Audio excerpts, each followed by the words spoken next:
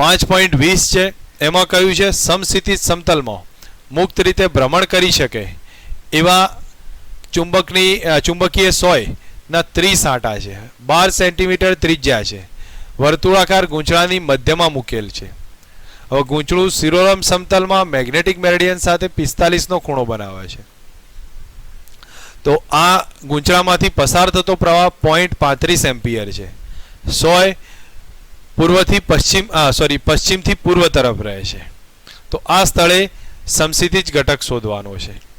અને પ્રવાહ ઉલટાવવામાં આવે તો ગૂંચળાને શિરોલમ અક્ષની સાપેક્ષે વિષમગણિત જોતા 90 ડિગ્રી ઘુમાવવામાં આવે તો સોયની દિશા શોધો.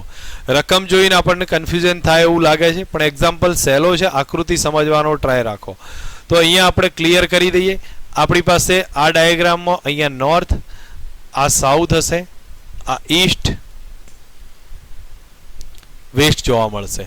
હવે એને જે કહ્યું છે એ પ્રમાણે આપણે સમજીએ કે ગૂંચળું ક્યાં રાખવાનું છે. મેગ્નેટિક મેરિડિયન ગૂંચળું શિરોલમ સમતલમાં મેગ્નેટિક મેરિડિયન સાથે 45 નો ખૂણો બનાવે. સમજી લો ચુંબકીય સોય મતલબ કે ચુંબકીય ક્ષેત્ર આ ડાયરેક્શનમાં છે, તો મેગ્નેટિક મેરિડિયન સાથે 45 નો, એટલે આની સાથે 45 નો ખૂણો બનાવે એનું સમતલ, એ રીતે એને ગોઠવવામાં આવ્યું છે. તો જો પૃથ્વીનું જે ચુંબકીય ક્ષેત્ર હશે એ આ ડાયરેક્શનમાં હશે, તો પૃથ્વીનું ચુંબકીય ક્ષેત્ર BH આ ડાયરેક્શનમાં જોવા મળશે. હવે આ ક્લિયર થશે. સમસ્થિતિજ ઘટક છે, હોરિઝોન્ટલ ઘટક, વર્ટિકલની ગણતરીમાં લેતા નથી. હવે અહીંયા જોવા જઈએ તો આ જે અક્ષ છે આ મેગ્નેટિક મેરિડિયન લઈ લીધું છે, કારણ કે આમ તો મેગ્નેટિક મેરિડિયન થોડું ત્રાસું હોય, પણ અહીંયા મેગ્નેટિક મેરિડિયન અહીંયા જ લઈ લીધું છે આ પોઈન્ટ પર. હવે એના આધારિત આ અક્ષ આપણે ચેક કરીએ તો આનો જે એંગલ છે એ 45 નો થશે. હવે અહીંયા જે આનું મેગ્નેટિક ફિલ્ડ છે એ આપણે કઈ ડાયરેક્શનમાં હશે? સમજો પ્રવાહ આ ડાયરેક્શનમાં પસાર થતો હોય તો આનું મેગ્નેટિક ફિલ્ડ નીચે હશે, જે આ ડાયરેક્શનમાં જોવા મળશે, એનું મેગ્નેટિક ફિલ્ડ B છે.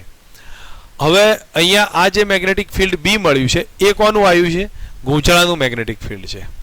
આ થઈ ગયું સમસ્થિતિજ પૃથ્વીનું ચુંબકીય ક્ષેત્ર. હવે આ બેનું થઈને પરિણામી ચુંબકીય ક્ષેત્ર ક્યાં રહેશે? જે અહીંયા લખ્યું છે કે આના કારણે મેગ્નેટિક નીડલ ગોઠવવામાં આવે. સમજો ચુંબકીય સોય મૂકી હોય તો એ આ ચુંબકીય ક્ષેત્ર સમસ્થિતિજ અને આ ગૂંચળાનું ચુંબકીય એ બેનું ભેગું કરીને કઈ જગ્યાએ રહે છે? પશ્ચિમથી પૂર્વ તરફ. એટલે પરિણામી મેગ્નેટિક ફિલ્ડ આ ડાયરેક્શનમાં રહેશે. તો આપણને એટલો ખ્યાલ આવ્યો કે રિઝલ્ટન્ટ મેગ્નેટિક ફિલ્ડ જો આ ડાયરેક્શનમાં હોય તો અહીંયા સમજીએ કે આ બાજુ છે એને લંબ બાજુ આ થાય અને આને લંબ બાજુ આ થશે. આ એ 45 નો ખૂણો, તો આ પણ 45 નો જ આવે, આ 45 નો આવશે. બરોબર. હવે આ ઉપરથી એટલું ખ્યાલ આવ્યો કે પરિણામી મેગ્નેટિક ફિલ્ડ આ ડાયરેક્શનમાં છે, તો આનો આ દિશાનો ઘટક એને આપણે B cos 45 કહેવાય. હવે B cos 45 અને BH સરખા થવા જોઈએ. કારણ શું? કે પરિણામી રિઝલ્ટન્ટ આ ડાયરેક્શનમાં છે, તો આ બે એકબીજાની અસર નાબૂદ કરતા હોવા જોઈએ. એ ઉપરથી અહીંયા હું લખું છું કે BH બરાબર B cos 45 થવા જોઈએ. પછી એનાથી આપણે B બરાબર BH ભાગ્યા cos 45 કરી દઈએ, એ અલગ વસ્તુ છે, પણ આપણને આટલી સમજ હોવી જોઈએ. હવે અહીંયા જે વસ્તુને ડિટેલ બતાવી છે તો એ પરથી પૃથ્વીના ચુંબકીય ક્ષેત્રનો સમસ્થિતિજ ઘટક શોધવો છે. તો તમારે શોધવાનો છે BH. હવે B ની વેલ્યુ કેટલી? તો આ ગૂંચળાના કારણે મળતું ચુંબકીય ક્ષેત્ર કેટલું? તો μ0I/2r. ગૂંચળાના લીધે μ0NI/2r એટલું આવી ગયું. અને cos 45 1/√2. બસ એ BH મળી જશે.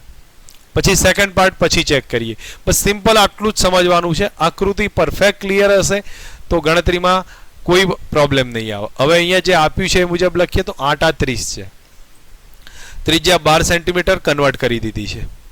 પછી I બરાબર 0.35 એમ્પિયર છે. હવે એના પછી મેં જેમ સમજાવ્યું એ જ રીતે આપણને ખ્યાલ આવવો જોઈએ કે BH શોધવું છે.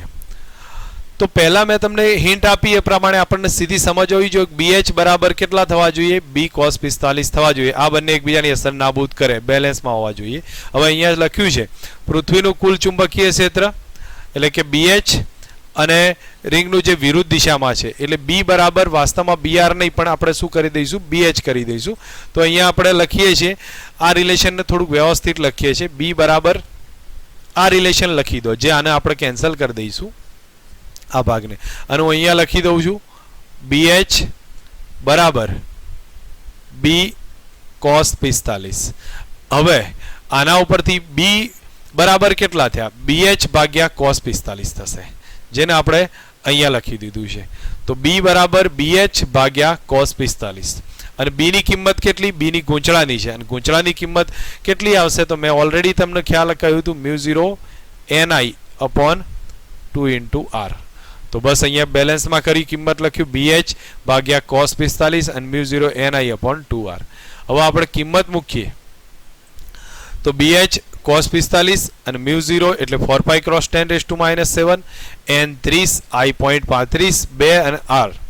હવે આમાંથી BH ની કિંમત ચેક કરીશું તો 0.39 ટેસ્લા આવશે. ચલો એક ક્વેશ્ચન આપણને ક્લિયર છે, સિમ્પલ છે, સમજ રાખવાની છે.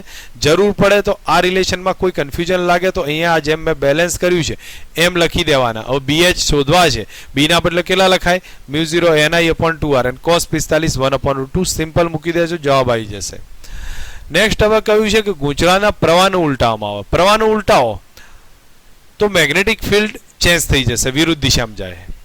અને સાથે કહ્યું છે કે 90 ડિગ્રી ફેરવવામાં આવે તો અહીંથી અહીંયા ફેરવી દેવામાં આવશે, જેમ હવે આકૃતિમાં ચેક કરીએ. નોર્થ સાઉથ કોમન રહેશે, નોર્થ સાઉથ ઈસ્ટ અને વેસ્ટ. હવે જે બે કન્ડિશન કઈ છે એ સમજજો કે પૃથ્વીનું ચુંબકીય ક્ષેત્ર તો BH તો આ ડાયરેક્શનમાં છે. હવે ગૂંચળાને 90 ડિગ્રી ફેરવી કાઢ્યું છે, તો જો આ કન્ડિશન હતી સમસીધી જ, એના બદલે 90 ફેરવ્યું છે અને પ્રવાહની દિશા ઉલટાઈ દીધી છે. હવે પ્રવાહની દિશા ઉલટાવું તો એ આમથી આમ જતું રહેશે. હવે આમ જતું રહે તો તમને યાદ આવશે કે પરિણામી મેગ્નેટિક ફિલ્ડ કઈ ડાયરેક્શનમાં હતું? પહેલા આ ડાયરેક્શનમાં હતું, હવે આ ડાયરેક્શનમાં જોવા મળશે.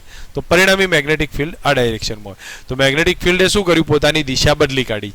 તો પૂર્વથી પશ્ચિમ થઈ ગયું. અહીંયા પહેલા ક્યાં હતું? પશ્ચિમથી પૂર્વ હતું. હવે લખાણમાં ફક્ત એટલું જ રખાવો, પ્રવાહ ઉલટાવવામાં આવે તો 100 ક્યાં જઈ જશે? પૂર્વથી પશ્ચિમમાં થઈ જશે.